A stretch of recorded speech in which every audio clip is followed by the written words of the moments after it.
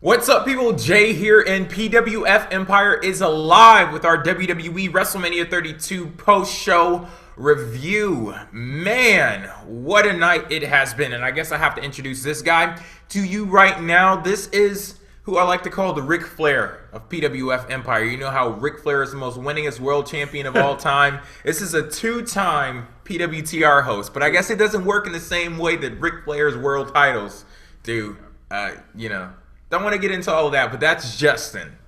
He is a current co-host on PWTR, and he's going to be joining me for this review. We both attended WrestleMania, me in my Sasha Banks gear, him in his New Day gear. So, WrestleMania. Yeah, that was our first for both, right? Yep, our very first WrestleMania. I've been a fan for 17 years. Tonight was the night that void was filled. I have to say, let me just put this out there. No matter what I say about this show, I had a friggin' blast. I had an absolutely amazing time. It's an experience that I'm going to remember for a lifetime. How would you sum up your just being at your first WrestleMania, knowing how big of a wrestling fan that you are, being in the arena? Like, I saw that number flash across the screen, like 101,763 fans in attendance. Yeah. You were one of those people. I was one of those people. How was that for you? It was surreal. There was always that, when I was little, I always dreamed about going to WrestleMania. I was like, I'll never make it there. But when I got there and just saw, just walking in the first time and just seeing how, not everybody was there, but just seeing how huge it was and how huge it was going to be. And then when Lillian Garcia walked out and said, "Welcome to WrestleMania," I got choked up a little bit because, as a wrestling fan, you live for these kind of moments. It's like unlike anything in the world, really. No. One thing to WWE's benefit, just being there and seeing the structure. We even just seeing the millions of lights and just the beauty of the setup of the stage, and you have all of these moving parts and everything comes together in the end and it presents this very beautiful product. And that was WrestleMania itself. And then you take into account we're in a hotel now. If I go look out of the window, there's actually this big ass hotel. I think it's called the Omni Hotel. It has a lighting display on the side of the hotel. The WWE logo pops up there. Then for WrestleMania access, so many different things throughout the city. You have banners up with the different talent and things like that. This is such a huge undertaking, and to know that, this all comes from wrestling, and just to know the origins of the business, started out in carnival sideshows and things like that, and now it's this big corporate behemoth, this friggin' huge event. 100,000 people come from all around the world just to be there to watch the show, and that's exactly what we did. We watched the show, and in this video, I guess we'll see. Okay. Yeah. I'm not going to get to the pre-show matches because I honestly barely paid attention to those. I will say, though, the crowd loves Brie Bella. They love Lana, too. Yeah, there was one guy, he really loved Lana. Mm-hmm. He's like, God, what did this dude say? He was talking about her beauty and how beautiful she was, and he was like, damn, I didn't know Lana was this good. Damn. And I'm like, dude, she did a fucking forearm and 2 kicks. Calm down. No, what's worse is there's a guy behind me. I think he left because I don't think it was his right seat or anything. But during that match, man, Eva Marie's the best of them all, man. She's so beautiful. She's gonna go places in life. Was he trolling? No, he was dead serious. Man, Eva Marie. It was oh, come on, Eva, get up. Every time she was doing something, you're the only person in the world who's on that bandwagon. Good on you, man. Good to have fans out there. Yeah, that's nice. I guess that was that one guy that was saying "Let's go, Eva" at Access when she was getting her ass beat by Asuka. As it should be. Fair enough. Okay, so the first match to kick off the main show for WrestleMania, it was the ladder match, the Intercontinental Championship match. Kevin Owens defending versus Sami Zayn, Dolph Ziggler, Zack Ryder, Sin Cara, The Miz, and Stardust. And the winner of this match was, of all people, Zack Ryder. Now, I actually took a picture of myself with a fucking screw face on. Like, out of all the people in that match, Zack Ryder is the winner. That's the person that you choose to walk away with the Intercontinental Championship. Yeah, so Zack Ryder is the winner. Your thoughts on this match? Well, taking the ending out of it, I thought it was like a great opening match, so to speak, and a great ladder match at that. Like, I think it was better than last year's even, because I didn't really like last year's at all. But this one was really good. Had all the spots you wanted. The best spots were with, like, Cody Rhodes paying tribute to his dad with the polka dots, even though Dusty Rhodes isn't too big on the polka dots, but that's either here nor that's a good thing. And all the interactions with Sami Zayn and Kevin Owens, some of the best things I've seen. And yeah, then the finish is like perplexing, and it kind of just takes away from it, which will be a common theme throughout. But yeah, for me, I guess it's getting kind of hard to distinguish these multiple person matches. Like, they're starting to blend together for me. There was nothing really I guess the big thing that stood out about this match was the fact that they had the polka dot ladder. And also, what was it, the spot where I believe it was Kevin Owens, he pushed Sin Cara onto Miz? No, Stardust. It was Stardust. Yeah, in the ladder collapse had friggin' shattered into a million pieces. That was pretty cool. Other than that, there was nothing that really stood out in this match. For me, it's like I said, it's kind of like these matches that WWE they do with all of these people in the ring, and you have the ladder there. They're starting to blend together, and there's nothing that really separates one for the other from me. But we did get some good stuff. I like the face-off between Sami Zayn and Kevin Owens. I like the fact that they picked up off of that. What else?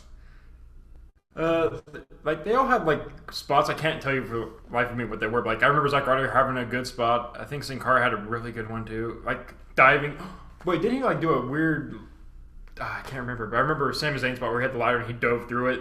Oh, I remember that. That was nice. That was a good spot. He dove through the ladder, yeah. And then Sami Zayn, he was, I guess that would be like the highlight of the match for me. Sami Zayn was friggin' rocking. Like, he did the dive through the ladder onto everybody who was on the outside, and then he ran around and did that like dive that he does through the turnbuckles. Yeah, through the turnbuckle and hit the DDT. So MVP goes to Sami Zayn in that one. Yeah, good stuff from Sami Zayn in that moment. Miz, he had nice attire, like gleaming gold. Yeah. That was pretty cool. Dolph Ziggler was a bitch, but whatever. What's new? Yeah, so Zack Ryder is a winner. I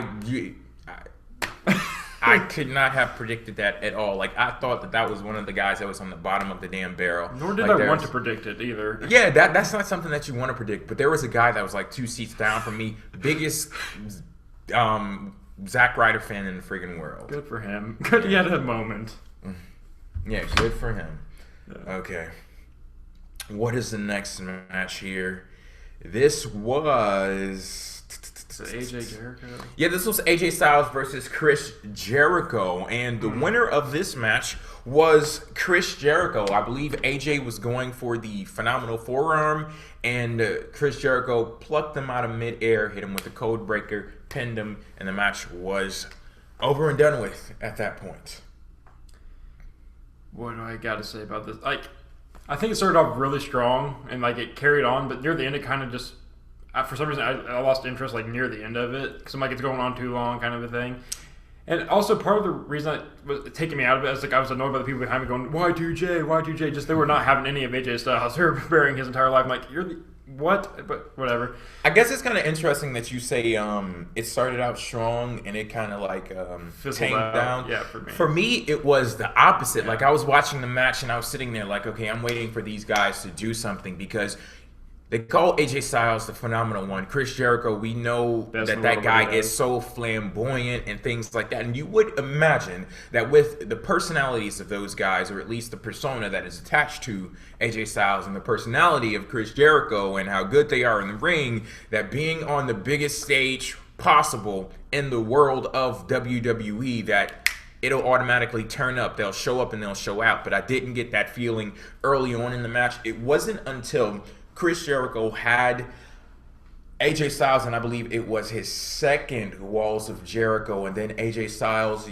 pulled some maneuvers and things like that, and then he went into the calf crusher, and that's when the match picked up for me. I don't know what point that was, but I know after that I was like, okay, I was still on board at that guys. point. It was really near the end though. I was like, because I was getting this really bad feeling in the pit of my stomach that Jericho was gonna win, and I just kept festering until it actually happened. I think that's the moment where I'm like, I think it was when he kicked out of the Styles Clash. I'm like, oh, this isn't good. Yeah, what they're doing with the Styles Clash. It's very interesting because WWE hasn't even given us that those moments where they built up the Styles Clash to a point where Chris Jericho kicking out of it, it's like this, like, holy shit, he kicked out of the Styles Clash. I mean, it's a holy shit moment for people who have followed AJ before his time in WWE, but it has not been established in WWE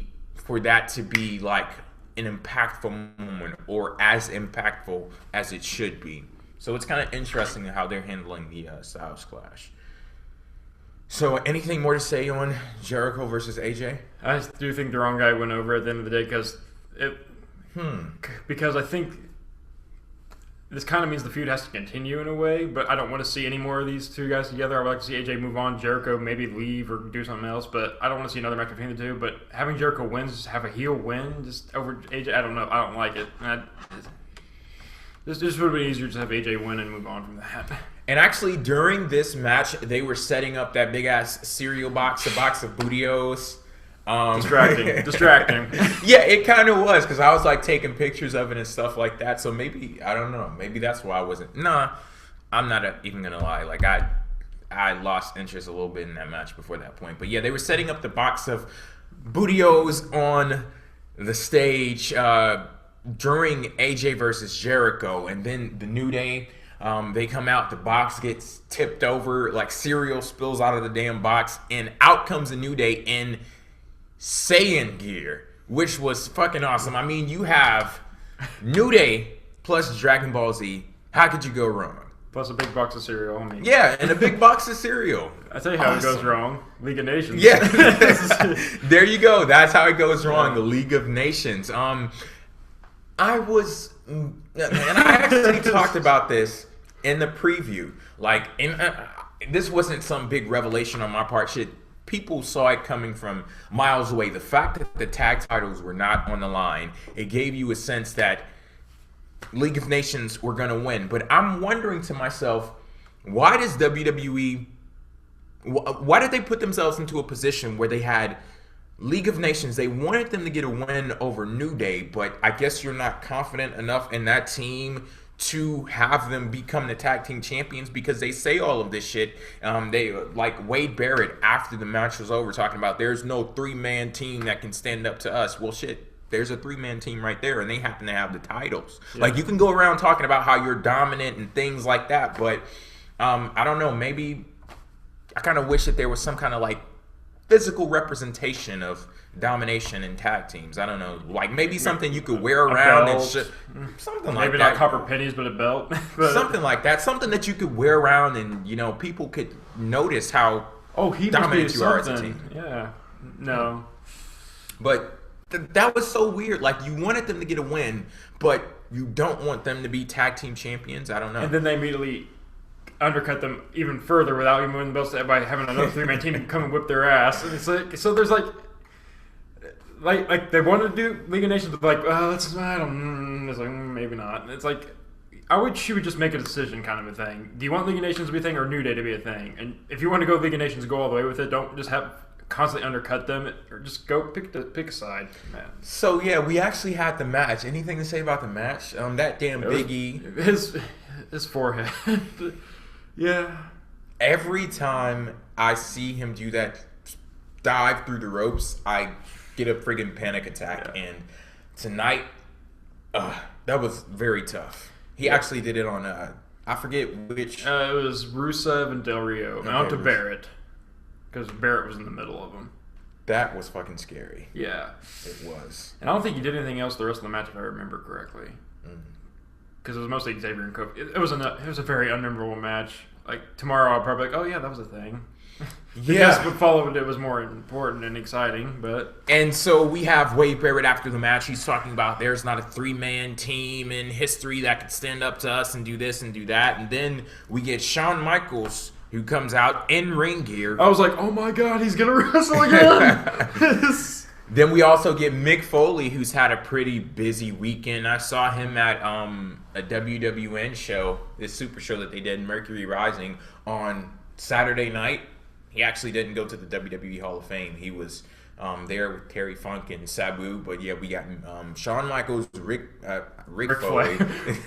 Rick Foley. That's Mrs. Foley's baby's boy, you know. Down the line. But yeah, we got Stone Cold Steve Austin. The third one. Stone friggin' Cold Steve Austin. That was... Stone Cold was so far from my mind that when he came out, I went nuts. And it doesn't even matter if he was far from my mind or not, because I'm pretty sure there were a lot of people there who knew Stone Cold was going to appear, and they still went absolutely insane. Probably one of the top pops of the night. Like, it was deafening when he came out. Like, I was pretty excited when Shawn came out, because I heard Shawn, like, what? Shawn's here? Then he's in ring gear. I'm like, oh! I was, like, freaking out hardcore for Shawn. Like that? Not even, like that. And everyone's around was like, why? Mick Foley came out, was, like, doing the bang bang with him. Then Stone Cold came out, and just the middle fingers came up. I was excited to see. First time seeing Stone Cold ever, and it was worth it, I guess. Yeah, so they neutralized the League of Nations, and then they had a celebration with New Day. Kofi was teaching Shawn Michaels how to pop it. Wait, yeah, you're right. Yeah. Needs a bit of work. Big E was... No, it was Xavier who was teaching... Stone Cold, I thought. Yeah, Xavier was teaching Stone Cold. And then Big E was teaching Mick Foley how to gyrate. Needs some work. And yeah, Stone Cold was getting down with Xavier for a little bit, you know. It was hilarious. Because you know that stunner's coming. You just know it's coming. Yes, you know it's coming. But yeah, he brought the stunner. He left his rhythm back at the Broken Skull Ranch, but he definitely brought the stunner. He stunned Xavier Woods, which I have to imagine, it's fucking awesome. Yeah. Like, getting a Stone Cold stunner that moment, from Stone Cold Steve Austin, great. And you know Xavier Woods, like, I can tell he's like a big fan of wrestling even outside of being an actual wrestler. So that had to be one of the most memorable things that has ever happened to him, if not number one on the friggin' list. Getting a Stone Cold stunner from Stone Cold in the middle of the ring at WrestleMania. Great stuff. So, yeah, the segment after the match, it was pretty cool. It was definitely a great live experience, being there, seeing all of those legends and things like that. So, good stuff. It's rare when you get to see Shawn Michaels, Mick Foley, and Stone Cold Steve Austin for the very first time all together at once. Just knock it out of the bucket list real quick. So, yeah, wins on that front. What was the next match? I couldn't even tell you. Here. Was it the Divas match? No, this was Brock Lesnar versus Dean Ambrose in a no-holds-barred street fight. Okay, so you guys know I've been like pumping up this match so much. I've acknowledged the fact that WWE has done an absolutely amazing job providing the layers to Dean Ambrose's character, that character development, great. Everything was going well. And I sat on camera and I said, there is no reason why Dean Ambrose should not be the biggest star in WWE the night after WrestleMania. Well, guess what? I guess it's, the day after WrestleMania now. No. That match was not what I expected it to be. It was pretty standard and straightforward. I mean, we got some good stuff out of the match, but I was looking for this spectacle. I was looking for some more thrilling moments in a sense where we saw Dean Ambrose's guts battle against his brains. And what I mean by that is a moment in the match where Dean Ambrose is down and out and he's struggling to find a way towards victory. And there's that story being told there where, I don't know, Brock is just assaulting him, going in for the kill, and Dean Ambrose just continues to get back up. And I don't know what it was about the storytelling in that match. I guess some people can say that story may have been told, but I don't think that it was executed in a way where I could sit here and say that match made Dean Ambrose.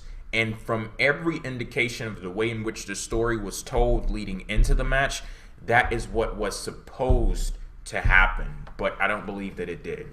In fact, I don't even know if there was a story to this match. It just seemed like a random bunch of things happening all at once. And there were a few moments I did like it. I'll get to the stuff I don't like in a second, but I liked when Ambrose pulled out Barbie and he started making out with it. I thought it was a nice little character touch of his. And Brock's suplexes Brock's a machine, so you're going to get what you get out of him. But it didn't really come together and just seemed very rushed. And we have to get this on the card, but we don't really want this to be on the card.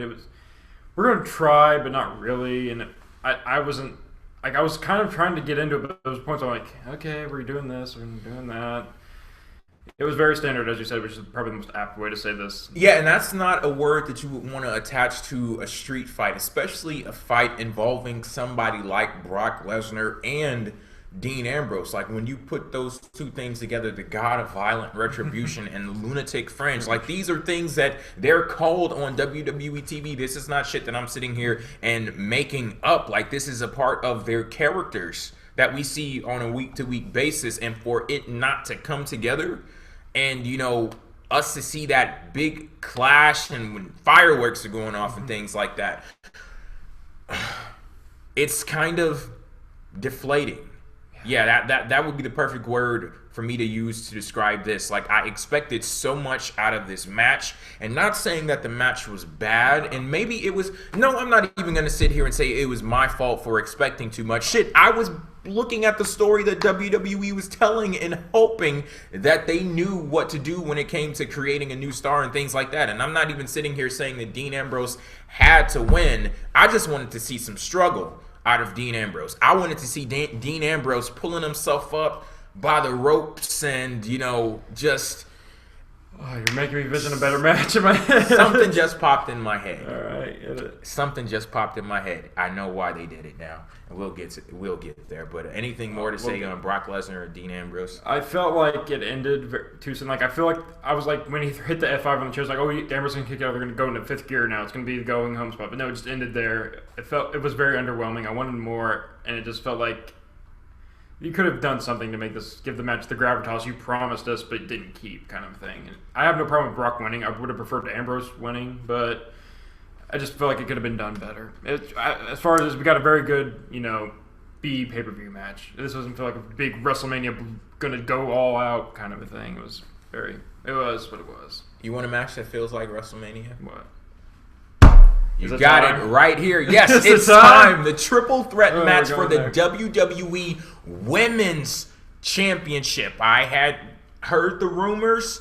Something was going on behind the scenes, and it was finally revealed to the world tonight at WrestleMania. Lita came out to the ring earlier on in the night before the actual show started, and she did this presentation for the WWE Women's Championship. It looks exactly like the WWE World Heavyweight Championship, except the actual belt part that was black on the World Championship, it's white, and the background, the area behind the WWE logo, it's red, and it says Women's Championship. I thought that was awesome, and I saw a tweet from our former co-host David. He said that at first he didn't like the design of the belt, but he realized that it was symbolic, and this was a way of showing that the women were equal to the men. And I mean, that says all that needs to be said right there. And for Lita to come out there and to say that these aren't just divas, these are superstars. I fucking love that. I loved it because you kind of like the way in which WWE uses these words and things like that. I sit there and I'm like, okay, since they are a diva, are they not a superstar? And then what does the term superstar actually mean? And shit, what does the term diva actually mean? You know, stuff like that. So, to actually acknowledge them as superstars and to have that big presentation, I thought that it was wonderful. Then we get to the match, and I mean, do I have to explain who I wanted to win this damn match? I'm sitting here with the Sasha Banks shirt on, stood in line for 2 damn hours yesterday trying to meet Sasha Banks. I didn't get a chance to meet her, but I was thinking to myself, you know what? It's perfectly fine because I'm going to go to WrestleMania and I'm going to be there in attendance when Sasha Banks wins the damn championship. And she did not win. Oh. Becky Lynch didn't even win.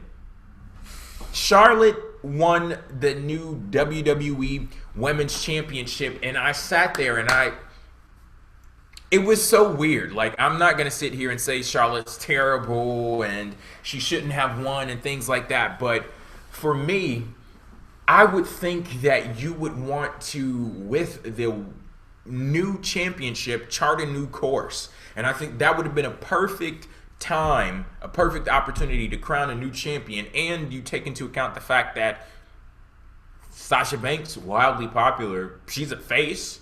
Becky Lynch, wildly popular. Not as popular as Sasha, but you know, she's still up there. I got to throw that in there. But yeah, she's popping. She's a face too, and I would think that you would want to herald in this new era with like a big moment like that, not just having one person trade one belt for another. No, and my whole thing was I was going in wanting Sasha to win too. I was going to take a Becky Lynch too. Charlotte was the least likely option. I did not want Charlotte. I only cared to see her because Ric Flair was going to be with her, and I wanted to see Rick because it's always good to see him, which turned out to bite me in the ass at the end. But yeah, because he freaking interfered in the match and held Sasha back. I was like, no, Flair! But he did take a good spot, though, so good on him. I think this was Charlotte's best show. Maybe the Natalya match on a couple weeks ago at Roadblock or whatever, but this is her best showing. She like really held her weight, which is why I want to see how did I say Sasha or Charlotte? I meant Charlotte regardless. Charlotte had a really good showing. I was excited. I was glad to see her be good because I know she has it in her, but it doesn't really come together. Becky was that good. And everyone, it was a really good match. I thought the beginning was a little too choreographed for the rapid pinfall attempts, which is cool or whatever. But other than that, it was a really fantastic match. Then the finish happened, and I'm like, oh, you had a really good match, and then you just kind of, It evoked all the wrong emotions out of me at the end, where I should be like ecstatic and excited about this new movement with this belt that's not a butterfly Mattel bullshit thing. We have the actual real belt now, and a new movement for women. Like, it's just gone. Because it's like, it's Charlotte, and she wasn't made for that moment. Yeah, perfect way to put it. She was not made for that moment, and that's what bugs me about WWE sometimes when they don't understand the gravity of the situation that's surrounding them. And it's a certain time to do certain things, and that night in particular, that moment, it wasn't supposed to be. I don't even know if that sounds right, but shit. It wasn't supposed to be Charlotte's moment, but we've talked enough about the ending of the match and our disappointment there.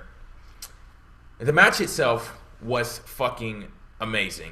I love the match. I was going wild during this match, just like the anxiety that was creeping over me before the match started, and it just turned into excitement once everything, once the ball got rolling, and Sasha paying tribute to Eddie Guerrero. There was a point, I believe, Charlotte had Becky Lynch and the figure four, Sasha Banks with the frog splash. Yeah, good stuff. There was this one point in the match where she went to dive to the outside. Oh my God. I think somebody on Twitter said her leg kind of caught the rope. She fucking scared the entire hell out of me, but she did some crazy thing. Yeah, where I was like, she saved it. How do you save that midair? I've never seen that. She saved her own life, saved the spot right there, because she went. And made it better, too. Yeah, she went and then, like, flipped forward on a fucking dime, and it was even better. Oh, the reaction time she would have had to have is astounding. Yes. To make that work. The reflexes. It was magic. And I do have to give Charlotte her props because that moonsault from the top rope, that was good stuff. We had some good stuff from Becky Lynch in here too. She's the one who dived onto Rick, right? Yeah. Or was that Sasha? That was Becky, I believe. Just some really, really great stuff from this match, and I say that all three superstars went out there, and they went out there with an objective, and I believe that objective was met. They put women's wrestling on the map, on the main roster in WWE, and no matter, me not wanting or thinking that Charlotte was right to have that moment, was the right person to put in that moment, I'm hoping that WWE takes the time to realize what they've done and to know that this is not something that you can go back on. And I'm going to keep mentioning this when the subject of the Women's Championship comes up. The fact that when you judge the Women's Championship, the previous Women's Championship to the Divas Championship, only one of those titles was held by a man. And that was the Women's Championship. Only one of those titles was defended in a damn evening gown match. And that was the Women's Championship. So it's not just about changing the name of the title. It's about changing your perception. It's about changing the status quo that exists for women's wrestlers in WWE. And if that's something that you're willing to put in the effort into, then I'm here. I'm here and I'm open to it. So bring it on. And I think this is the once in a blue moon's time we can say that the main roster Divas match was better than the NXT women's match. I think that match was overall better than the Asuka one on Friday. I think overall it was a better match. I love the match, don't get me wrong, but I do think the triple threat, the main roster Divas brought it this time around. See, I didn't even try to make that connection. You don't have to. I was probably an unfair comparison, but I was just thinking about like, man, this is the first time that's actually happened. I think where the Divas on the main roster beat. So you can't be saying women. Like yeah. See, WWE, you gotta keep it on so you don't screw up like that. But okay, the next condition match, me, damn it. The next match. Oh, what was that? Undertaker. Oh my versus God. Shane McMahon in a Hell in a Cell. Now, let's go ahead and skip right to the point. That fucking dive. Off of the Hell in a Cell. Just so you guys know, the section that I was sitting at WrestleMania, I was on the floor, literally facing Shane. Facing that side of the cell. I could just see him up there with all 46 years of his life flashing before his eyes, doing a little, praying and stuff like that. Man, that moment, not knowing what I wanted from Shane, because I'm sitting there saying, I'm standing there on pins and needles saying, oh my God, if he jumps, this is going to be fucking awesome. But I don't know if I want him to. Shane, are you sure about this? You're taking a long ass time to. Yes, because he was up there. Like, it takes 46 years flashing before his eyes. It takes a bit, Yeah. That's a lot of film to roll through. But, he was up there for a minute. And just, even before he actually got on top of the cell, he took a while to climb up there, too. No, even before that point, he was down, laid out with his back on the cell, and you knew what was happening. You knew he was like, I'm going up there. And then he actually, started doing like this and shit. Even before that point, he was in the ring looking up. Like, oh, he's going up. Yeah, so they were giving it away. But it's something that you don't sit there and say, he's just gonna, he's jumping from the top. You're like, holy shit, is he really gonna do this? Holy shit, is he really going to do this? Oh my God, he's really doing this. And even when he was up there, you still have those thoughts running in your head like, he's not going to do this. This is not going to happen. And it fucking happened. And when it happened, The Undertaker rolled out of the way. He rolled out of the friggin' way, and Shane crashed through the table. And That's a moment. What was your reaction to that moment? When he started climbing the cage, I'm like, you crazy bastard. That's all I kept thinking. Like, you can't do this. He's got a family. You brought your family to ringside to watch you do this. Like, you literally have a family right there. It's just, I'm like, oh, don't you do it. I'm like, I was in the back of my mind thinking Taker's going to get up and start climbing the cell too, and there's going to do a thing up there. Because he's taking so long, and Taker's not going to just sell that for so long. Then there's like, very clear he does the prayer. I'm like, he's going to do it. And he does it. I'm like, holy shit. Just, you saw the drop. Yes. It was like that. And I didn't even know he missed when I was watching it, because I did this thing, and I noticed this, this like goes even off the subject of wrestling. There was this speech that I heard once about people who watch moments that happen in life through their phones. And I think the speech was about like babies walking for the first time and things like that. And they were talking about how people don't watch their babies start to walk anymore. They watch it actually through a phone while it's happening. I did this little gimmick where I had my phone up here like this, and I was actually watching Shane while he jumped, because I wanted to see it with my own eyes, not seeing it through a phone. So I recorded that. That shit will probably get taken down if I ever upload it to YouTube, but I don't know. I'll try.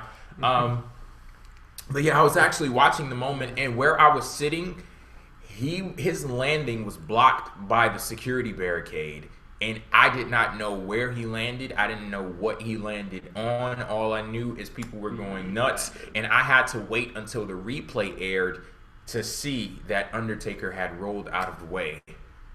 Man, like, He put it all on the line. He sacrificed, and it didn't work out for him. Undertaker, picked him up, took him back to the ring, and Undertaker laid him down. It was just like, let me take a breather. Just a little pat on the head. Man, and Undertaker, he hit him with the tombstone, pinned him. Match was over with. The Undertaker, he walks up the ramp, has a little smirk on his face. Yeah. He turns around, gives a little smirk, walks off. Shane McMahon is tended to by medical officials, and they put him on the stretcher, neck brace and all, stabilizing his head and things, and then he gives a thumbs up. The good old cliche thumbs up. That was probably the best part of WrestleMania, to be quite honest. Yeah. The thumbs up, just knowing that he was okay. Yeah. Before this match got down to like the nitty gritty, there was a lot that I could have said about it, but in this moment, does not even matter. Yeah. Shane McMahon, you are a fucking all-star. The Undertaker Is the Undertaker. I gotta stop lying to myself saying that he's not the greatest of all time. I really have to. It's really hard not to make that choice, isn't it? Shane, he had a cool moment in the match where I think he hit Undertaker with a DDT on the steel steps. Undertaker chokeslammed him on the steps. Hit him with the last ride. Shane got his ass beat in this match, and just the story behind it, knowing that there was something real. Like, I really believe he went out there and he performed for his family. He performed out of love for WWE, out of an appreciation for the fans, and it didn't work out from a storyline perspective, but Shane, like I said, you are a freaking all-star. Absolutely. Yeah. Amazing. You get no negative word out of me at all. No. However, negative word. It's not about Shane though. It's about Taker. It's about the booking of this match, because remember when I said that I was looking for something out of that Dean Ambrose match? I got it here, and we talked about this on. That's true. We talked about this on PWF Empire Live. I believe it was. Damn, we did so many shows last week, I forgot which one. But I know it was with, did we talk about this on air? I think we did. I was on air with you, so I don't know. Yeah, we talked about this on air because I remember it was DJ Cass from the PWTR Raw Post Show. We were talking about the similarities between the characters of Dean Ambrose and Shane McMahon, and how similar like Daredevil characters, devil may care attitudes. Well, that's more Dean Ambrose, but this match was booked in the exact way that I would have wanted Dean Ambrose versus Brock Lesnar to be booked But I think the thing is, WWE knew they had Shane McMahon versus Undertaker coming, so they couldn't give away too much in Dean Ambrose versus Brock Lesnar, and that match suffered as a result. That's actually not a bad explanation for it.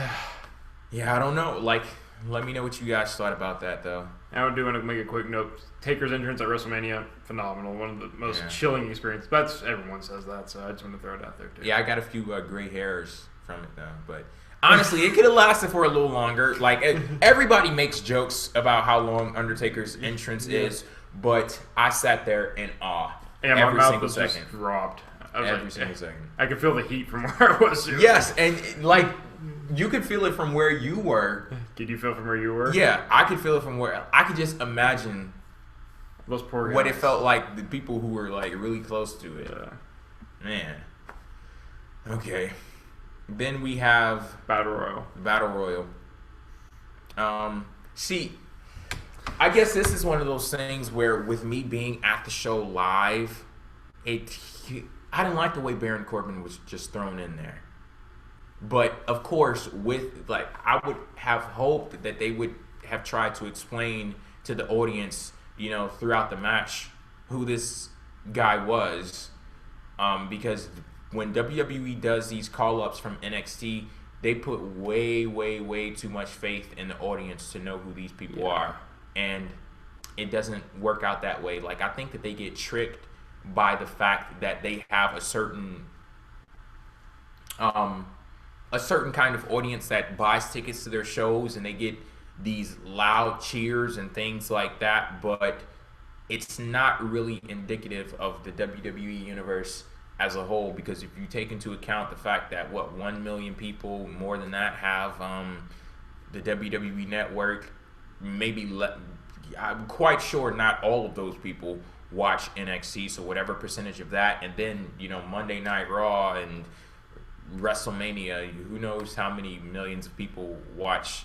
stuff like that. But Baron Corbin, he actually won the Battle Royal, a Battle Royal that featured Shaquille O'Neal, the basketball player that Big Show was in there, Kane was in there, Mark Henry, and his final match probably Tatanka. Yeah, crossing it off my list. Yeah, got to get Tatanka off the list. He was there, top of it, man.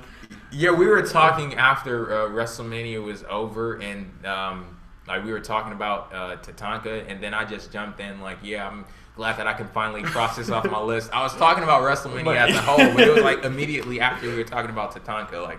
Who knew?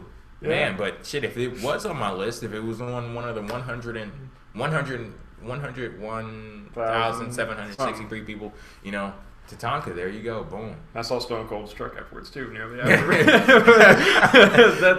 in the parking lot, getting ready to leave, and there's a skull on the hood of a pickup truck there, and this guy goes, is that Stone Cold's truck? No, you're underplaying. Is that Stone Cold? I was excited for a split second. Then I realized how stupid that were to be. Stone Cold just parked with the fucking fans, paid $50 for parking, just trucked it to WrestleMania. Yeah. Okay. Stranger things have happened, I think. No, that would probably take the cake. But man, that split second, I was blissful. I was so excited. Then you realize, no, that doesn't make any sense. That is the dumbest thing. One of the dumbest things that came through your mind. It doesn't work out that way. Battle Royal, though. Okay, yeah, the Battle Royal. Social Outcast had a little funny moment. That moment where Bo Dallas, he was running around and he runs into the Big Show and he's like, "What's it, the Big Show?" It was Kane, I think. Okay, I was pretty sure it was Kane. It was somebody who was 7 foot tall. Yeah. It was somebody who was 7 foot tall. He runs into him. He's like, "Well, okay, I'm going this way." Then he ran into Baron Corbin on the other side. There wasn't much going on in this Battle Royal for me. No. I mean, Shaq, that was nice. It was a nice surprise. Yeah. I was expecting Cena, but it was Baron Corbin. They gave it away a few seconds early to me because they were playing Big Show's Tron video on the big screens, and I saw for a split second, I saw Shaq, and I was like, what? I forgot about it because it was over so quickly. But then after Big Show came out, I saw that same graphic, Shaq, and boom, there he's in the match. He was there for a good 3 seconds, and that's about it. He had a little 7 foot off with Kane and Big Show. Was Mark Henry involved? I don't remember. No, he's not 7. I know, but I thought he was like trying to find his way in there. But I guess that wasn't. I don't think so. I don't remember seeing him. It was one of the biggest disappointments for the crowd around me, at least, was when Mark Henry got dumped out. Like, they were really expecting this was Mark Henry's time. And no. Poor Tyler Breeze. Yo, for real? He was like chilling in the corner for most of the match. Then he got tossed out. I wonder if Baron Corbin is like looking at him like, so is this what's this is the main roster, right? Yeah. How's it going, Tyler? Oh, DDP was in there too, which is cool to see. Oh yeah, DDP. He got eliminated by Connor, I think, of this inch. I'm like, fuck you. Yeah. It's good to see him hit some diamond cutters though. So yeah, but it's so weird watching all of this stuff happen, and like Bo Dallas had a confrontation with Baron Corbin, and me being a big NXT fan, I'm sitting there like, Bo, what the fuck are you running for? You're a former NXT champion. Nah. What? Like, you would be higher on the hierarchy than Baron Corbin, but I guess Bo was, champion before NXT was like NXT. Hitting like gangbusters there. But I do want to say I was really happy to see Baron Corbin win. I think I was indifferent on the I didn't care who won, Taker or Shane. I knew it was just going to be whoever won would be a good deal or whatever. Baron Corbin was the first one. I was legitimately happy with the finish. So it is what it is. And it's pretty cool for Baron Corbin to get the win. I'm hoping that, the winner of the Battle Royal gets a legit push now. Yeah. Like, I'm not counting that stuff that happened with Cesaro and Paul Heyman. No. I'm not counting that at all. If you look at the bottom of your screen right now, you'll see a timer until they fuck up Baron Corbin. So yeah, it's going. Clock's ticking. Okay. Next up, the Dallas Cowboys cheerleaders were introduced. They were cheerleading on stage, and then The Rock comes out, and he goes back. Oh yeah, I gotta say that the fucking Rock comes out at WrestleMania. We all knew he was gonna be there. Dwayne Johnson just happened to appear. Yeah, but he comes out and then he goes back and he brings out this thing. I'm thinking it was a fucking T-shirt gun. Yeah, you don't want to catch what's coming out of there. I thought it was a pyro gun. No, not pyro gun, but like a confetti gun. He was gonna start shooting at people. I'm like, no, a little more badass than that. Yeah. Considerably more badass. Yeah, it was a friggin' flamethrower, and he comes out and there's this big rock display. He lights it on fire. He comes down to the ring and he's cutting a promo, and basically he's there to announce that WrestleMania WWE, they did break the all-time attendance record for WWE that was set at the Pontiac Silverdome at WrestleMania 3. This time, 101,763 people, or so they say. Yeah. But pretty full though, so maybe. He announces that, and I counted like 101,760. I gave up after 3. 7. So they actually underplayed the number. So there were 4 more people there. But yeah, he's out there, and he's, of course, being The Rock, electrifying the crowd. Most charismatic man who ever existed. Yes. And not just on this planet, on any other planet. And if you want to fucking test it out, come on. Come at me, Venus. What you got? But, so, Bray Wyatt. Yeah, Bray Wyatt. Lights cut off. Wyatt family comes out. Sans, Luke Harper. Man. And they come out to the ring, and they're cutting a promo on The Rock. Bray Wyatt is saying that he picked The Rock because he represents greatness, success, the people. And what was the other thing? Like, where you're a liar. Yeah, called him a liar. And basically challenged The Rock to a fight. And Rock was like, "It's not going down like that. Don't knock on doors you don't want to open." Then he said that Eric Rowan, his parents were related. True. Confirmed. about Dwayne Johnson. Yeah, like if I could not love The Rock more, he's not an Eric Rowan fan. So I mean that takes the cake right there. That's gonna be more evident as we go on with this, but yeah. What did he say about Braun Strowman? I couldn't hear because everyone was going crazy over there. He said that he looks like he's been breastfeeding since he was 26. Also accurate. So. What did he say about Bray Wyatt? He was not the eater of world, eater of hot pockets. He did put him over though at first too. Though. Yeah. And everyone was like, "Yeah, Bray Wyatt's getting recognition." Then he's like, "Hot pockets." That's such a weird styles clash there. To see Bray, like I didn't know how that was gonna work. To see the Wyatt family because they're so super serious and cryptic, and The Rock will just like fucking stand there and roast you. Mm-hmm. But I mean, it was good. He did talk about how Bray Wyatt has the talent and the charisma. Yeah, a lot of that stuff. You have all the tools. You have the tats, the beard. Yeah, like look at all of these people. They're cheering for you and lights on cue. Yep. Time to get roasted. Yeah, and he definitely roasted his ass, and I was caught off guard by this because technically we got a fucking Rock match at WrestleMania. I did not think WWE was gonna do that. Like I was sitting there because I was thinking it earlier on in the night where when Stone Cold, because I saw Shawn Michaels come out in his ring gear, then I heard Stone Cold's music hit. I was like, oh shit, is he coming out in his ring gear? Nah. And then I was like, nah, they're not gonna have an unannounced Stone Cold match at WrestleMania, and I didn't think they were gonna have an unannounced Rock match at WrestleMania, but sure the fuck enough, he takes the shirt off, and as soon as he took his shirt off, I looked down at his boots, and I was like, those are shiny. I think those are wrestling boots, and then rips the fucking pants off right there. Like everyone goes crazy for pantless Rock, but yep. So yeah, a match right there, ready to go, and he technically has a match with Eric Rowan that consists of a fucking rock bottom and a pin and a 3 count. Yeah, and the match was 6 seconds long, and literally half the match was a fucking pin. I'm just saying, though, Eric Rowan got to face The Rock at WrestleMania. How many people can say that about Eric Rowan? He gets to say that now. Man, from John Cena to The Rock. Speaking of John Cena, fucking John Cena came out to the ring. Like, he's looking really fucking slim, too. Like, yeah. And then he's really small neck now.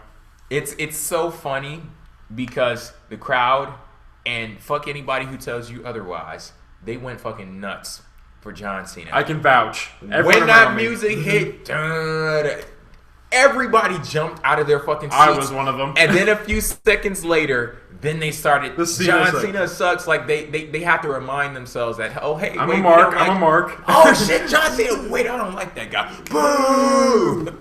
That was crazy. But yeah, John Cena comes out to the ring, and what were you gonna say? I was saying when the Cena sucks thing started playing, you could notice like it was like there for 3 seconds. Then he ran to the ring. It was like, oh fuck it, we're excited. So they tossed it. Yeah, so John Cena comes out to the ring, and yeah, him and The Rock dispense the Wyatt family. They celebrate all that good stuff. They go up to the stage. Cena holds Rock's hands up, which is a nice callback to WrestleMania 29 of how that probably should have played out. But hug and stuff like that. Great to see John Cena back, and I think The Rock told him welcome back. So yeah, Cena, he looked on his game. So apparently, yeah, John Cena's back. This was his return to WWE. Oh, nice moment here. This is going way back, but you saw Nikki Bella return too. Yes, we did see Nikki Bella and her attire with the neck brace. So it was a raw combination. Like, what are you planning on doing? Thought she was gonna turn on Brie first, 1 second, but no. Yeah, I didn't hear this myself, but apparently she like retired or something like that, or semi-retired. I don't know. Nikki or Brie? Shit, both for different reasons. That's what I've been hearing. I don't know. But Nikki's calling it quits, kind of. I know I read a rumor earlier this week saying that she won't be able to return full time, but you know what? I don't even need Nikki full time for what I have in mind for her, and that totally came out wrong. But that's not what I meant. Jay. That's not what I meant. I'm talking about her and her man. You're just like that guy who liked Eva Marie behind me. You're just not at all. No, because I am a what do they call him? Chivalrous. No. Gentleman. What the fuck is their name? Nina. Is it Nina? Nina. Or John Cena and Nikki Bella's squish name. Oh, you have to have it. Yeah. I'm a fan Nina. of them. It'd be Nina. Yeah, Nina. That's it. Nina. Yeah, I'm a fan of them. I like them. He shipped them. Yeah, I ship John Cena and Nikki Bella. So much so that when John Cena turns heel, we talked about this on PWF Empire Live before. It was a suggestion from a fan. They were saying that Nikki Bella should become his like valet / manager. Fucking awesome. Speaking of that, I cannot wait until that happens. But speaking of that valet manager, okay, a woman playing. Oh, are we at the main event now? It's main event time. Holy Although I would shit. like to state Eric Rowan versus Rock is a better main event to me, but we'll get to this. guy. So yes, I did.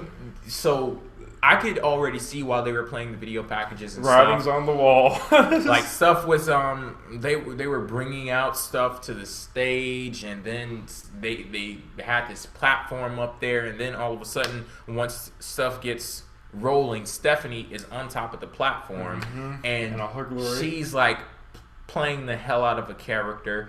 I did not hear a damn thing she said except for bow down, and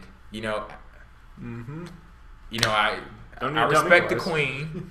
I respect the queen when I see her. So yeah, I had to bow down. Triple H comes out.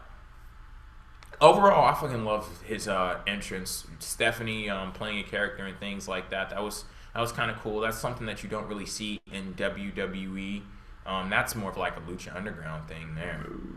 But yeah, I thought that was pretty cool. He comes out. He gets into the ring. And then Roman Reigns. Poor Roman Reigns. Man, Roman Reigns comes out. And, he's in the middle of the star on the stage for WrestleMania. He does a little punch thing. They have, like, little graphics there, like the ground ripples and, fireworks. That was so and cool. all of that stuff. And they were booing the entire hell out of the guy. I was standing up, and I was clapping. A shot. And I don't know, maybe there were, like, some people scared there because I know that there were two people in front of me in the row ahead of me. They had on Roman Reigns t-shirts. It was a couple. Like maybe they were disgruntled fans or shit. If you're disgruntled, like you must have been disgruntled from the time that you put on the shirt and left. To getting to the arena. I don't know. You did some on Twitter, maybe. Yeah, like they were riding. Like, oh shit, look at this guy. No, I'm gonna keep the shirt on, but I'm not cheering for him. Yeah, they weren't like really active, or hell, maybe they're just not those types of people to get that way. Same thing happened to me. There was this couple in front of me with Roman Reigns shirts and a little girl who looked so disturbed that everyone was booing Roman Reigns so poor. I felt so bad for her. That's why I didn't like joining with the Roman Reigns, because I was full Triple H, gone board with Triple H at the moment. But I like Roman Reigns. I just don't think it was the right thing to do. But getting to that say, but just the disappointment in her face, because there were people who were just relentless talking about fuck Roman Reigns, just wrecking this little girl who was so excited to see Roman Reigns. And just, I felt so bad. Yeah, they definitely booed the entire hell out of him, and during the match, every single bit of offense that he was on booed him. It was not pretty. Like if we're judging reactions, no matter whether it was a boo or a cheer, he's up there for loudest of the night. I mean, you take that for what it's worth, but yeah, loudest moves. I think he wins that reward. Yeah, by a landslide. But still, people were reacting though. So. That's, I guess we're gonna have to hold on to that. Can't just have him be over. I mean, I guess he kind of is over, but not with it. Whatever. It's convoluted. Okay, so this match here, the match was won by Roman Reigns. He won with the spear in the end. During the match, he actually speared Stephanie. You got a lot of people sending me tweets saying, oh, this is what you wanted to happen. Oh, it finally happened, and things like that. Here's the thing.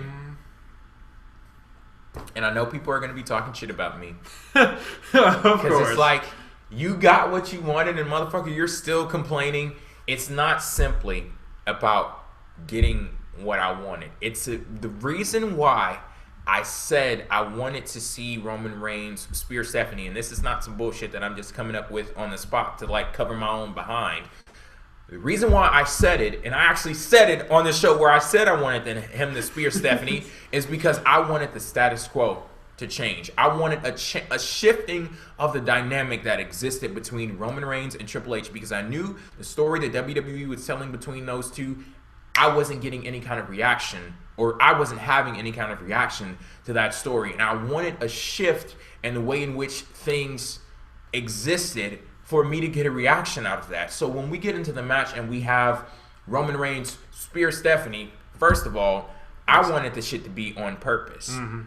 Like, they had this little thing going on where I think this was definitely after Roman Reigns speared Triple H through a security barricade. Mm-hmm. Stephanie gets involved into the match. They move back into the ring, and Stephanie is standing there, screwing around with Triple H and the referee, and all of a sudden Roman Reigns goes, launching himself towards Triple H, and everybody moves out of the way. Stephanie turns around, she gets hit with the spear. What I had a problem with was the fact that, like I said, everybody was booing the hell out of Roman Reigns, and in that one moment, he got a pop. They were loving it. I don't believe that they capitalized off of that moment. There was no moment where we saw Triple H like, what the fuck did you just do? Nope. There was no cool about it. There was no moment where Roman Reigns was like, yeah, bitch, I did it. What are you going to do now? Like, I wanted to see Roman Reigns talk trash about spearing Stephanie. I wanted to see Triple H get pissed off at Stephanie getting speared, and none of that happened. I think they went to a pedigree, but it's not simply about, just going from spot to spot to spot, and then, okay, here, hit your move right here. It's about capitalizing off of that moment and understanding that if you want this guy to be the next big babyface in WWE, and every single thing that Roman Reigns did on offense, the crowd was booing the entire hell out of him. The one moment where you get this guy cheered, and it's kind of like, this is just another point in the match. It was a fun point. Yeah, I did not get a chance to hear the announcers and how they sold the moment or anything like that. Shit, I'm probably lucky, but I digress. Michael, he hit her. I digress, but yeah, I didn't get a chance to see how they sold it, so I don't know what WWE wanted that reaction to be, because the commentators, they are there, they exist to be narrators of the story, so I don't know what WWE was attempting to convey in that moment. All I know is that it happened, and they did not capitalize off of it in the way in which they should have, because that should have been the turning point. That should have been the moment where Roman Reigns captured everyone in that arena and did not fucking let go. That should have been it right there. That wasn't it, and you burned through it now. So what do we have now?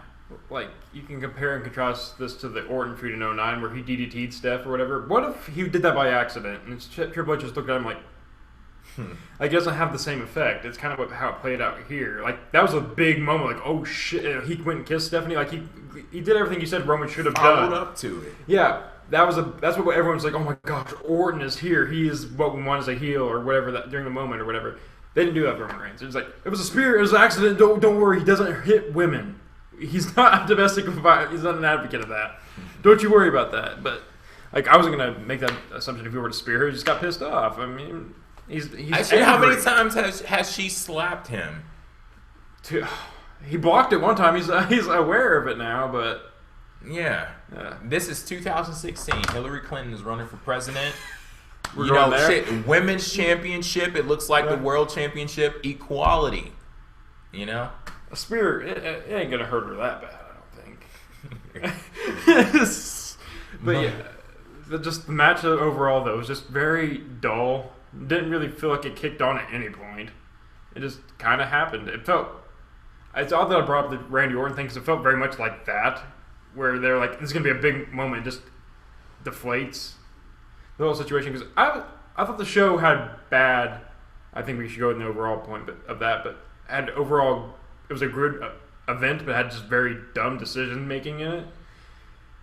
And this was kind of like the decision to have this main event and have it play out the way it did, where it had nothing of substantial value happen besides Roman Reigns win a belt and the crowd not being into it the way we should have been.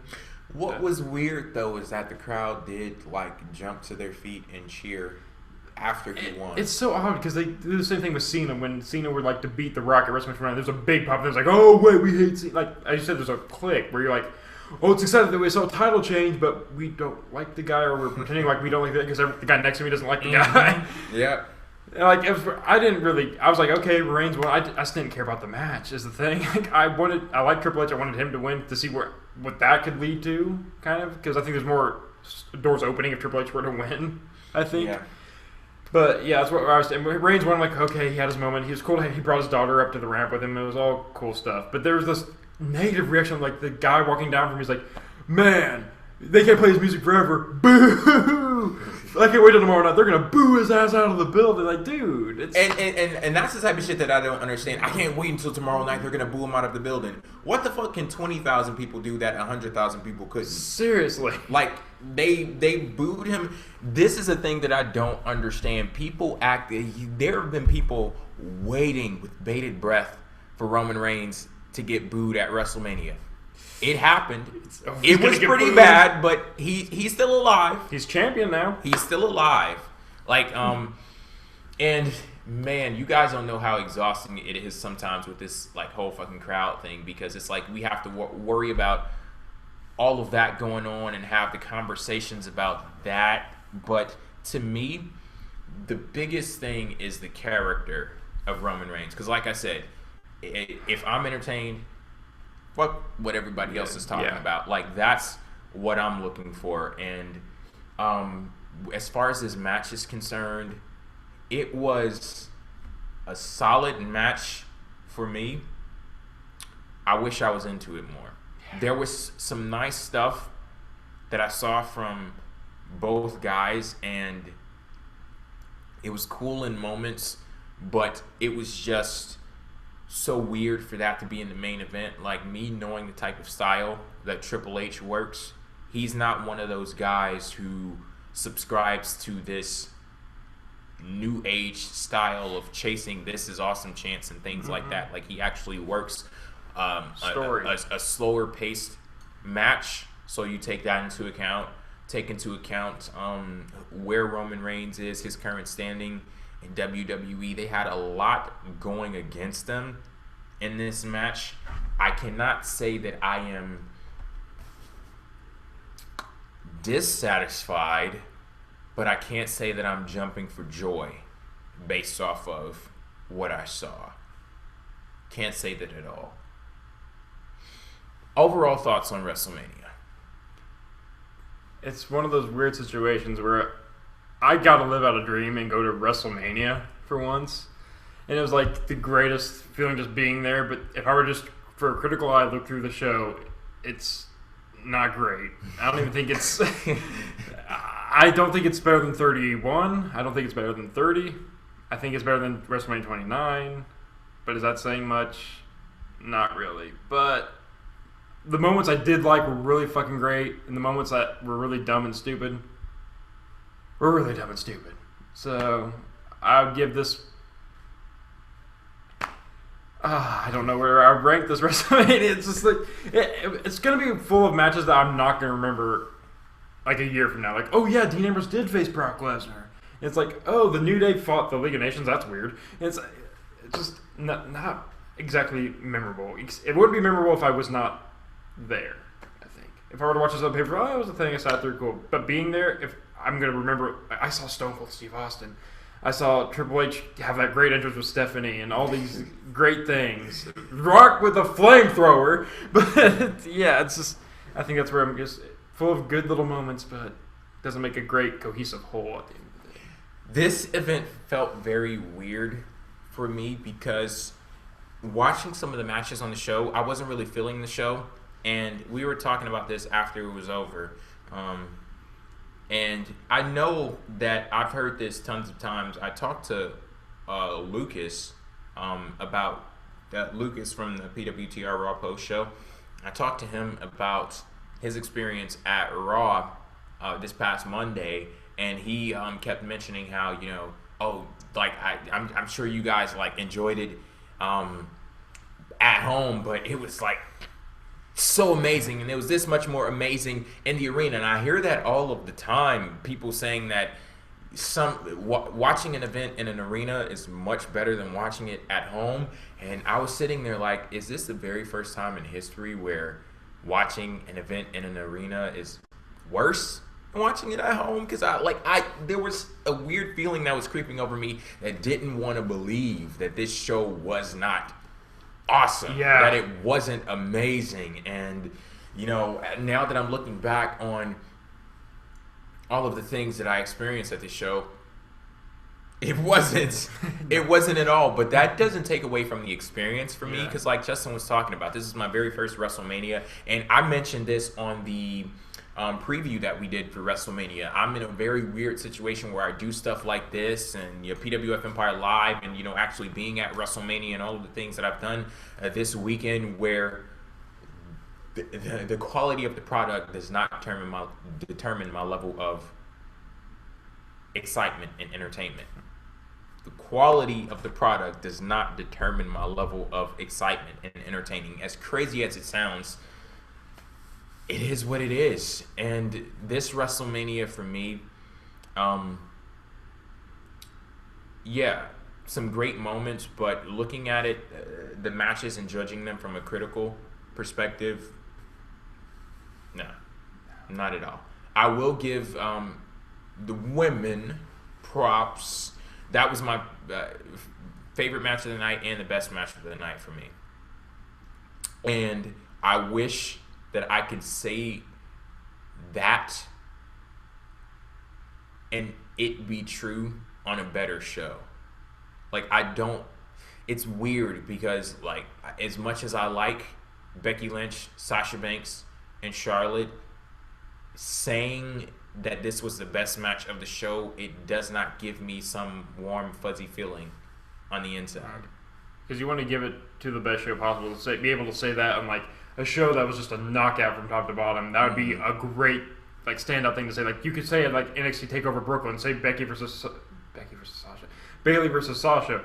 That was the best match of the card full of great matches. Yes, shit. That's exactly what I'm talking about right there. Yeah. Like, that's the feeling that I want when I say that. Not, they just threw some shit together and this just happened to be the best match. Like, I want a bomb-ass main event, Bomb-ass Hell in a Cell Taker match, which it kind of was, but... I'll give them that, I'll give them that. Mm-hmm. Everything else, the ladder match, that ending fucking ruins that ladder match for me. I know you said a jump, but man, there's some cool things going on there, but... fucking Zack Ryder. Zack Ryder. Is it 2011? Because I don't want it to be anymore. And the thing that I don't understand about that is, like, WWE didn't even attempt to build the guy up. They just knew that Zack Ryder winning was going to get a reaction from the crowd because the guy, had a YouTube show before. Mm-hmm. And shit, I have a YouTube show now. Where's my Intercontinental title? I mean, you lost it. I didn't lose it. They took it from me. That's the difference. Damn it. Fucking Pat Patterson took my title. Damn you, Pat Patterson.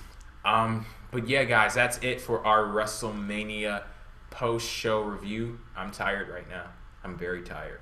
Yeah, it's like 2 a.m. I have to get on a plane in like 2 hours. Yeah, he was telling me before the show, like, hype up. And the problem was he was talking to Brian. I had to turn on Jay. So this is Jay mode that you see right now, guys.